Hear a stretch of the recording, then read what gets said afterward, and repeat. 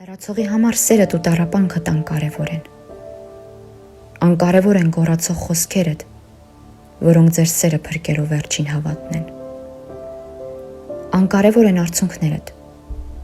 հեկեկանքներդ ու չմարող կարոտը,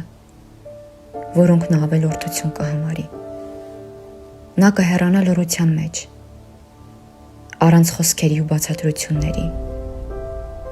քեզ չմարող ու մահացու անորոշության ու իր ստեղծած դժոխքի մեջ թողնելով։ Նրա լռությունից կհասկանաս, որ բացակայությունդ լավագույն նվերն էր,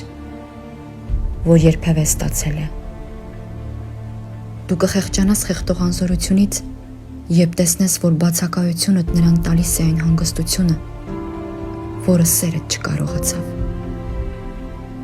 Ու այս ամենից կհասկանաս, որ խոստումները պարզապես բառեր էին, որոնք սրտիդ մոտ էիր ընդունել։ Կգիտակցես, որ երբեք պետք չի ասել սիրում ես, եթե հեռանալ ես պատրաստվում։